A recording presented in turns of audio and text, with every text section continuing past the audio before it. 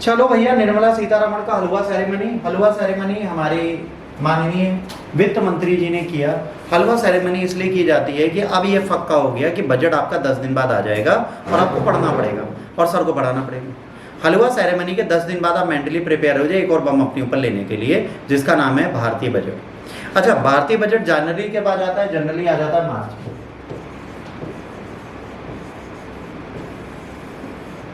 But इस बार कब आएगा? या 31 जुलाई से 1 अगस्त के बीच में। रीजन क्या है? जिस साल चुनाव होते हैं उस साल बेटा इलेक्शंस का काम खत्म कर दिया जाता है।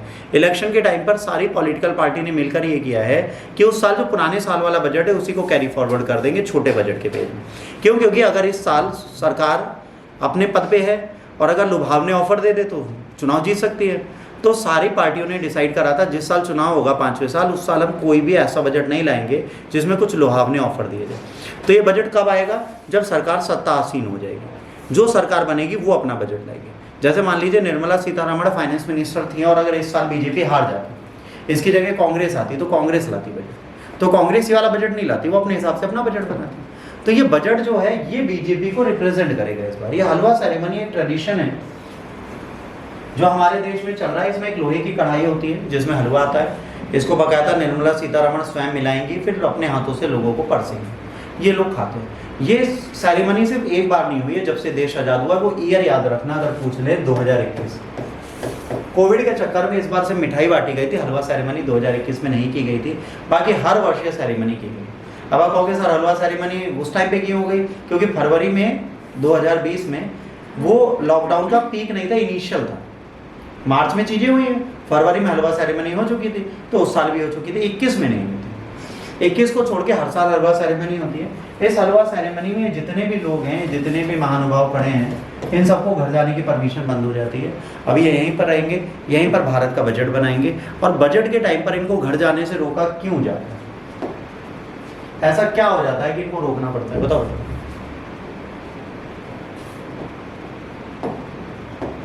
क्यों रोका जाता है बताइए?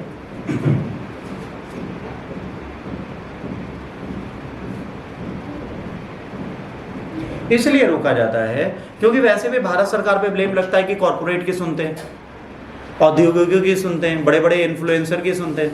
तो सरकार ने क्लियर कर दिया कि भाई हमें कोई इन्फ्लुएंस करने नहीं आ रहे हैं यहाँ पर। हम जो काम कर रहे हैं वो अपनी विचारधारा से कर रहे हैं। तो 10 दिन के लिए बेटा इनको किसी से भी बात करने की अनुमति नहीं होती। किसी से भी बात करने का मतलब ये नॉर्थ ब्लॉक की बिल्डिंग में ही पूरी तरीके से क्या कर दिए जाते हैं? बंद कर दिए जाते हैं। और ये नॉर्थ ब्लॉक की बिल्डिंग में 10 दिन रहेंगे, सोएंगे, खाएंगे, पिएंगे, नहाएंगे, धोएंगे और बजट बनाएंगे। जिस दिन निर्मला सीतारमण संसद के सामने बजट प्रस्तुत कर देती है, उसका भाषण दे देती है, उसके बाद ही घर जा सकती। अब प्रश्न आता है कि सर अगर किसी के घर पे इमरजेंसी आ जाए, बच्चा ही पैदा होने वाला हो, मम्मी का ऑपरेशन हो, कोई इमरजेंसी हो, या पैसा लेना हो, एटीएम का पासवर्ड भूल गए हो और पार्टी देव से बात करनी जरूरी हो, या ओटीपी आ रही हो मोबाइल पे और मोबाइल यहाँ जमा हो, तब क्या करेंगे? चैलेंजेस है ना बहुत सारे।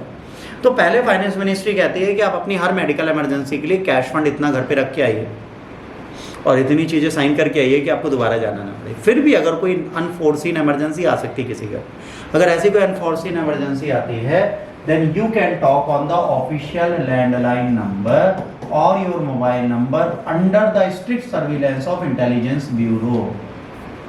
आपकी वो पूरी कॉल इंटेलिजेंस ब्यूरो सुनेगी, आपके एक एक इंटरप्टेड टेक्स्ट को वो पढ़ेगी।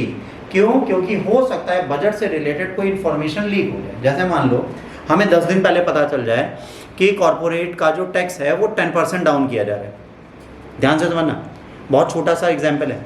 अब अगर कॉर्पोरेट का टैक्स 10% डाउन किया जा रहा है तो एसआईपी बढ़ जाएगी, बजट आने से बात बढ़ जाएगी ना, शेयर के मूल्य बढ़ जाएंगे।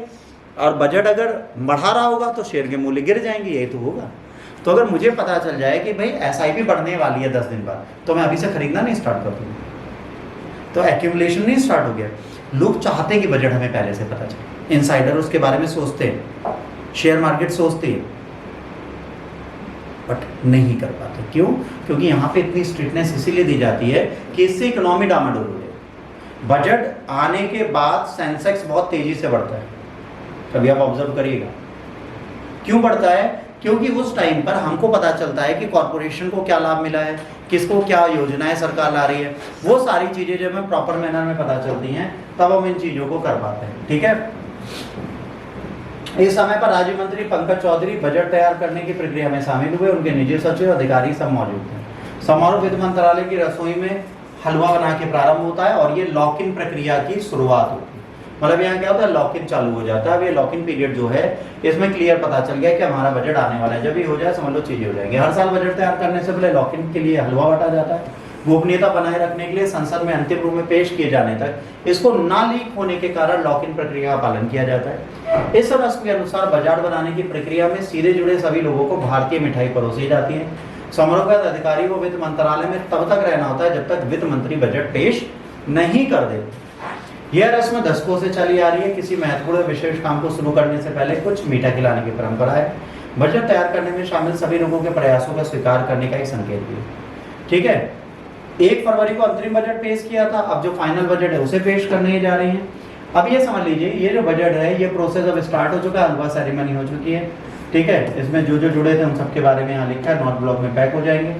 अब यहाँ पर सबसे इंपॉर्टेंट है इसमें और कौन से अध्यक्ष होते हैं और किस मंत्रालय के सदस्य होते हैं। तो कानून मंत्रालय के लोग भी हैं इसमें, सीबीडीटी के भी सदस्य हैं, है ना, सीबीआईसी के भी सदस्य हैं और पीआईबी के भी सदस्य हैं। ये सब अब यहीं रहेंगे 10 दिन। जब बजट पास हो जाएगा तब ये बाहर निकलेंगे। तो इतने और मंत्रालय जिनके लोग यहाँ पर होते हैं, तो ये आपसे अगर पूछा जाए तो क्या करते हैं।